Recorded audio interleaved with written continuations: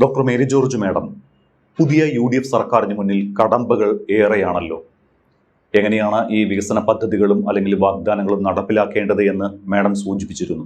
ഇനി ഈ കേന്ദ്രത്തിലെ മോദി സർക്കാർ എന്ത് നിലപാടായിരിക്കും പുതിയ UDF സർക്കാരിനോട് സ്വീകരിക്കുക, കടമെടുക്കലിൽ ഉൾപ്പെടെ? കാരണം പിണറായി സർക്കാർ എപ്പോഴും പറഞ്ഞുകൊണ്ടിരുന്നത് മോദി സാമ്പത്തികമായി ഞെരുക്കുന്നേ എന്നാണല്ലോ. കേരളത്തിൽ പുതിയ സർക്കാർ വരുമ്പോൾ കേന്ദ്രവുമായുള്ള അവരുടെ സമീപനത്തിലും എന്തു മാറ്റമാണ് വരുത്തേണ്ടത്? അതായത് കേന്ദ്ര ഗവൺമെൻറ്റിന് UDF സർക്കാരെന്നോ LDF സർക്കാരെന്നോ ഉള്ള ഒരു വ്യതിരിക്ത നിലപാട് കാണുമെന്ന് എനിക്ക് വലിയ പ്രതീക്ഷയില്ല. A ടീം B ടീം എന്നൊക്കെ നമ്മൾ പറയുമായിരുന്നു. എങ്കിൽ തന്നെയും ഈ BJP അല്ലാതൊരു ഗവൺമെൻറ് എന്ന് പറയുന്നത് കേന്ദ്ര ഗവൺമെൻറ്റിനെ സംബന്ധിച്ചിടത്തോളം എതിർപക്ഷം തന്നെയാണ്. പക്ഷേ സംസ്ഥാനത്തോടുള്ള നിലപാട് ഫിനാൻസ് കമ്മീഷൻ വഴിയുള്ള വിഭവ വിതരണം, എന്തുമാത്രം ഫണ്ടാണ് കേരളത്തിന് മറ്റ് സംസ്ഥാനങ്ങൾക്കും കൊടുക്കുക, ആ കാര്യത്തിലായിരുന്നല്ലോ ഇവിടെ വലിയ പ്രശ്നം ഉണ്ടായിരുന്നത്. LDF ഗവൺമെൻറ് എപ്പോഴും പറഞ്ഞുകൊണ്ടിരുന്നു ഫെഡറൽ പ്രിൻസിപ്പിൾസിന് അനുസരണമായിട്ടല്ല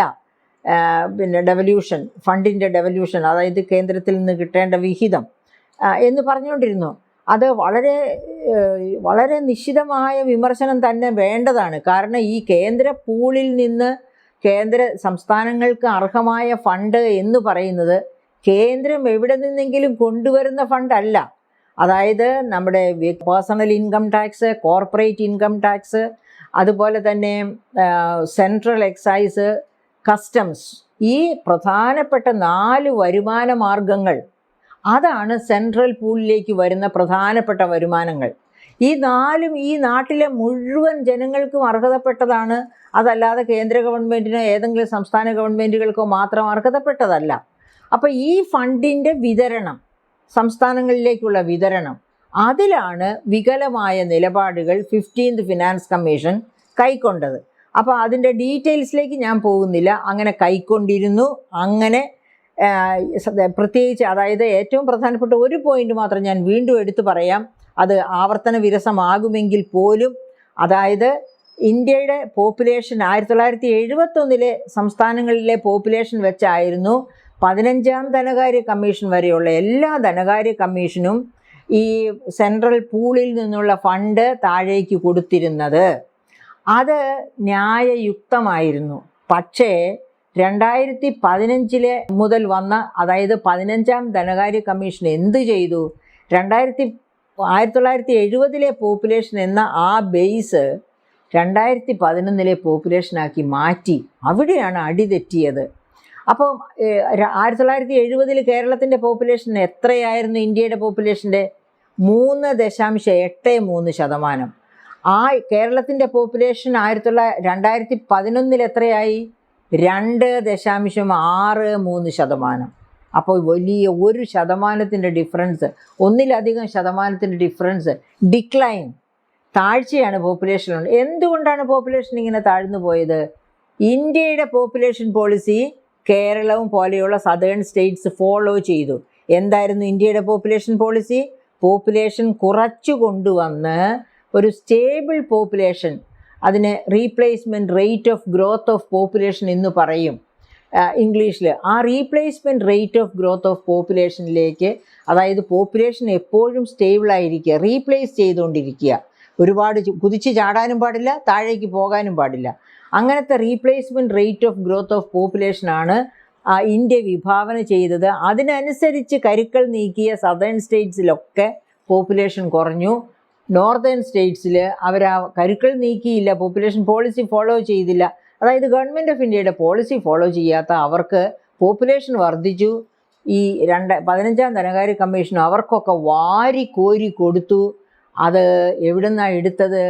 സദേൺ സ്റ്റേറ്റ്സിന് കൊടുക്കേണ്ടിയിരുന്ന ഷെയറും കൂടി എടുത്താണ് അവർക്ക് കൊടുത്തത്. അവിടെയാണ് വിവേചനം നടന്നത്, വലിയ വിവേചനം. പിന്നെ ആ വിവേചനത്തെ പറ്റിയൊക്കെ ചർച്ചകളൊക്കെ ഉണ്ടായതിന് ശേഷമാണ് റവന്യൂ ഡെഫിസിറ്റ് ഗ്രാൻഡ് കേരളത്തിന് 37,000 കോടി റവന്യൂ ഡെഫിസിറ്റ്, രണ്ടാമത്തെ കൂടുതൽ ഗ്രാൻഡ് കിട്ടിയ സംസ്ഥാനം കേരളമായിരുന്നു 15ാം ധനകാര്യ കമ്മീഷൻ.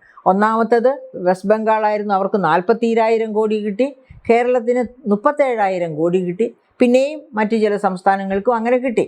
അപ്പോൾ അങ്ങനെ ഈ ഫിനാൻസ് കമ്മീഷൻ്റെ ആ സെൻട്രൽ പൂളിൽ നിന്നുള്ള ഡിവിഷൻ വഴിയായിട്ടാണ് സെൻട്രൽ ഗവൺമെൻറ് ഒന്നാമതായിട്ട് ഫെഡറൽ സംവിധാനത്തിനെതിരെ തെക്കേ സംസ്ഥാനങ്ങളെ പ്രത്യേകമായിട്ടും ശിക്ഷിച്ചു കൊണ്ടിരുന്നത്, നമുക്ക് കിട്ടേണ്ടത് കൂടി കൈയിട്ട് വാരി കൊണ്ടുപോയിക്കൊണ്ടിരുന്നത്, എക്സ്ട്രോട്ട് ചെയ്തുകൊണ്ടിരുന്നത്. രണ്ടാമതൊരു മാർഗവും ഉപയോഗിച്ചിരുന്നു കേന്ദ്ര ഗവൺമെൻറ്. ഇപ്പോൾ നമ്മുടെ ഗവൺമെൻറ് വരുമ്പോൾ ഇതൊക്കെ മനസ്സിലാക്കി വേണം മുൻപോട്ട് പോകാനായിട്ട് ഭരിക്കുന്നവർ. രണ്ടാമത്തെ മാർഗം എന്തായിരുന്നു? കേന്ദ്രം സംസ്ഥാനങ്ങളെ പിഴിയുന്നതിൻ്റെ, അതായത് 68 UPA ഗവൺമെൻറ് കാലത്ത് 68 centrally sponsored schemes, CSS centrally sponsored schemes ഉണ്ടായിരുന്നു. അതിനെ എല്ലാം കൂടി വെട്ടിച്ചുരുക്കി അംബ്രല്ല സ്കീംസ് എന്ന് പറഞ്ഞ് 28 ആക്കി ചുരുക്കി. 68 സ്കീംസിനെ 28 ആക്കി ചുരുക്കി. ഈ 68 സ്കീംസിന് ഒരു പ്രത്യേകതയുണ്ടായിരുന്നു. സെൻട്രൽ ഗവൺമെൻറ് മേജർ ഷെയർ എടുക്കുക, സംസ്ഥാന ഗവൺമെൻറ്റുകളിൽ വളരെ ചെറിയ ഷെയർ മാത്രം എടുക്കുക. അപ്പോൾ സംസ്ഥാനങ്ങൾ അധികം ഫണ്ടിന് വേണ്ടി ഓടി നടക്കണ്ട, കേന്ദ്രം ഫണ്ട് കണ്ടെത്തിക്കോളും. ഉദാഹരണം MGNREGA തൊഴിലുറപ്പ് പദ്ധതി എടുക്കുക. അതിലെങ്ങനെയായിരുന്നു? 90:10, അതായത് 10% സംസ്ഥാനങ്ങൾ എടുക്കുക, 90% കേന്ദ്രം എടുക്കും. അതിനെ ഇപ്പോൾ റാംജി നാക്കിയിട്ട് എന്താ ചെയ്തിരിക്കുന്നത്? 40:60, അതായത് 40% കേന്ദ്രവും 60% സംസ്ഥാനങ്ങളും എന്ന രീതിയിലേക്ക് ഘടകവിരുദ്ധമായിട്ട് മാറ്റിയിരിക്കുന്നു. ഇതുപോലെ ഈ 68 സെൻട്രലി സ്പോൺസേഡ് സ്കീംസിന് 28 ആക്കി ചുരുക്കിയെന്ന് മാത്രമല്ല, എല്ലാത്തിൻ്റെയും കേന്ദ്ര വിഹിതം വെട്ടിക്കുറച്ച് സംസ്ഥാന വിഹിതം വർദ്ധിപ്പിച്ചു. അതാണ് കേന്ദ്രം സംസ്ഥാനങ്ങളോട് ചെയ്ത അടുത്ത കൊടും ചതി. പക്ഷേ ഇതിനെയൊക്കെ ക്വസ്റ്റ്യൻ ചെയ്യാൻ ഇവിടെ ഓരോ ഗവൺമെൻറ്റിനും കഴിയണം. കോടതിയും ജനങ്ങളുടെ പക്ഷത്തും സംസ്ഥാനങ്ങളുടെ പക്ഷത്തും നിൽക്കണം. അല്ലെങ്കിൽ അവിടെ ക്വസ്റ്റ്യൻ ചെയ്യപ്പെടുന്നത് ഫെഡറൽ പ്രിൻസിപ്പിൾസിലെ നീതിയാണ്. അപ്പോൾ അതിന് നമുക്ക് ചോദ്യം ചെയ്യാൻ കഴിയണം. അത് ഈ പ്രാവശ്യവും കേന്ദ്ര ഗവൺമെൻറ് അതുപോലെ തന്നെ ചെയ്യും. അതുകൊണ്ടാണല്ലോ റാമൊക്കെ കൊണ്ടുവന്നത്. അതായത് തൊഴിലുറപ്പ് പദ്ധതിയെ പേര് മാറ്റി അതിൻ്റെ പ്രപ്പോർഷനൊക്കെ വെട്ടിച്ചുരുക്കി ഇങ്ങനെ ആക്കിയിരിക്കുന്നത്. അതിപ്പോൾ അടുത്ത ഏപ്രിൽ 1 മുതൽ നടപ്പാക്കുമെന്നാണ് പറഞ്ഞുകൊണ്ടിരിക്കുന്നത്. അതിനു മുൻപ് തന്നെ അതിനെതിരെ കോടതിയിൽ പോകണമെന്നാണ് എൻ്റെ റിക്വസ്റ്റ്. കാരണം എന്ന് വെച്ചാൽ അതുപോലെയുള്ള തിരിമറികൾ സംസ്ഥാനങ്ങളെ ഡിഫൻസിലാക്കുക, ധനകാര്യ ഡിഫൻസിലാക്കുന്ന തരത്തിലുള്ള തിരിമറികൾ ഒരിക്കലും ഫെഡറൽ പ്രിൻസിപ്പിൾസിന് അനുകൂലമല്ല, ശരിയുമല്ല. അപ്പോൾ അത് ചോദ്യം ചെയ്യപ്പെടണം. ചോദ്യം ചെയ്യപ്പെട്ടാൽ മാത്രമേ അത്തരം മാർഗങ്ങൾ ഇനിയും കേന്ദ്ര ഗവൺമെൻറ് സ്വീകരിക്കാതെ ഇരിക്കൂ. പിന്നെ കടം മേടിക്കുന്ന കാര്യത്തിൽ കേന്ദ്ര government, CAG, reserve bank of India ഒക്കെ സംസ്ഥാനത്തിനെ വാൺ ചെയ്തുകൊണ്ടിരുന്നു. അവസാനം ഒരു രക്ഷയുമില്ല, സംസ്ഥാനം കടക്കണിയിൽ വീണേ അടങ്ങൂ എന്ന് വന്നപ്പോൾ എന്താണ് ചെയ്തത് എന്ന് നമുക്കറിയാം. കിഫ്ബി വഴി, അതായത് Kerala infrastructure investment fund board വഴി എടുത്ത കടം സംസ്ഥാന ബജറ്റിനകത്തെടുത്ത കടത്തോട് കൂട്ടിച്ചേർത്തു. അതായത് സംസ്ഥാനത്തിനകത്തെടുത്ത കടത്തോട് കൂട്ടിച്ചേർത്തു എന്ന് പറഞ്ഞാൽ സംസ്ഥാനത്തോടെ ബജറ്റിനകത്ത് എടുക്കാവുന്ന കടത്തിനകത്ത് ഒതുക്കി. എക്സ്ട്രാ കടമല്ല, ഇത് ബജറ്റിനകത്തെ കടം തന്നെയായിട്ട് ഒതുക്കി.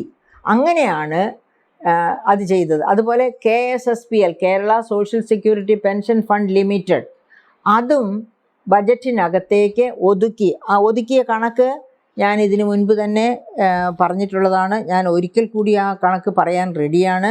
കിഫ്ബി വഴി 2023 എടുത്ത കടം 5109 കോടിയായിരുന്നു. KSSPL വഴി 2023 എടുത്ത കടം 2949 കോടിയായിരുന്നു. KSSPLും കിഫ്ബിയും വഴി 2023 വരെയുള്ള കാലഘട്ടത്തിൽ എടുത്ത മൊത്തം കടം 21,417 കോടിയായിരുന്നു. അത് മുഴുവനും 2023-24 ബജറ്റിലെ കടത്തോട് കൂട്ടിച്ചേർത്തപ്പോൾ 4,14,475 കോടിയായി. അത് ബജറ്റിനകത്തെടുത്ത കടമായിട്ട് കണക്കാക്കി അതിനനുസരിച്ചുള്ള കരുക്കൾ നീക്കുന്നു. അതുപോലെ തന്നെ 2025-26 കിഫ്ബി വഴിയെടുത്ത കടവും Kerala social security pension fund limited വഴിയെടുത്ത കടവും ബജറ്റ് വഴി എടുത്ത കടത്തോട് കൂട്ടിച്ചേർത്തു. അപ്പോഴാണ് 6 ലക്ഷം കോടിയായിട്ട് കേരളത്തിൻ്റെ കടം 2025-26 കടം വർദ്ധിക്കുന്നത്. അപ്പോൾ ഇങ്ങനെ ഓൾറെഡി കടമെടുപ്പ് കിഫ്ബിയെ വെട്ടി മാറ്റിക്കഴിഞ്ഞു. കിഫ്ബി വേണോ വേണ്ടയോ എന്ന് സംസ്ഥാന ഗവൺമെൻറ് തീരുമാനിക്കാം. പക്ഷേ കിഫ്ബി വഴി എടുക്കുന്ന കടം ഇതുവരെ LDF ഗവൺമെൻറ് പറഞ്ഞിരുന്നത് അത് ഒരു സ്പെഷ്യൽ പർപ്പസ് വെഹിക്കിളാണ്, ബജറ്റിന് പുറത്ത് കടമെടുക്കുന്നു എന്നാണ് പറഞ്ഞത്. അല്ല, അത് ബജറ്റിനകത്തെ കടമാണ് എന്ന് അന്നു മുതൽ കേന്ദ്ര ഗവൺമെൻറ്റും CAGയും വാദിച്ചു കൊണ്ടിരുന്നു. ബുദ്ധിയുള്ള ആർക്കും മനസ്സിലാകുന്നതുമാണ് ആ വാദം. എന്തായിരുന്നു ഗവൺമെൻറ് പറഞ്ഞുകൊണ്ടിരുന്ന, കേന്ദ്ര ഗവൺമെൻറ്റും CAGയും റിസർവ് ബാങ്കും പറയുന്ന ന്യായങ്ങൾ? അത് ബജറ്റിനകത്താണ് എന്ന് വരുത്താൻ പറയുന്ന ന്യായങ്ങൾ. ഒന്ന്, എന്തുകൊണ്ട് കിഫ്ബിയുടെ മസാല ബോണ്ടിലൊക്കെ ആൾക്കാർ ഇൻവെസ്റ്റ് ചെയ്യുന്നു?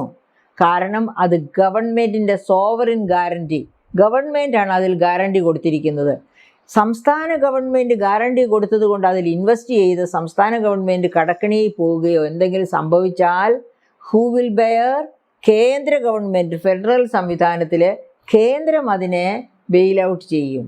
അപ്പോൾ ഈ ഡബിൾ ഗ്യാരണ്ടി, സോവറിൻ ഗ്യാരണ്ടി എന്ന് പറഞ്ഞാൽ അവിടെ ഒരു ഡബിൾ ഗ്യാരണ്ടിയാണ്. അതുകൊണ്ട് തന്നെ അത് ബജറ്റിനകത്ത് വരണം. രണ്ടാമത്തെ കാരണം, ഈ കിഫ്ബി വഴി കടമെടുക്കാൻ തുടങ്ങിയപ്പോഴേ ഡോക്ടർ തോമസ് ഐസക് എന്ത് ചെയ്തു? പെട്രോൾ, ഡീസൽ ഈ 2 ഇന്ധനത്തിലും ഒരു സെസ് ഏർപ്പെടുത്തി. ആ സെസ്സിൻ്റെ എമൗണ്ട് നേരെ പോകുന്നത് കിഫ്ബിയുടെ അക്കൗണ്ടിലേക്കാണ്. എന്ന് വച്ചാൽ ബജറ്റിൽ ഏർപ്പെടുത്തിയ സെസ് ഖജനാവിലേക്ക് പോകുന്നതിന് പകരം കിഫ്ബിയുടെ അക്കൗണ്ടിലേക്ക് പോകുന്നു എന്ന് പറഞ്ഞാൽ നമ്മൾ എന്താ മനസ്സിലാക്കേണ്ടത്? ആ കിഫ്ബിയുടെ അക്കൗണ്ടിലേക്ക് പോകുന്ന ആ കിഫ്ബി ബജറ്റിനകത്ത് വന്നു കഴിഞ്ഞു അപ്പോൾ തന്നെ.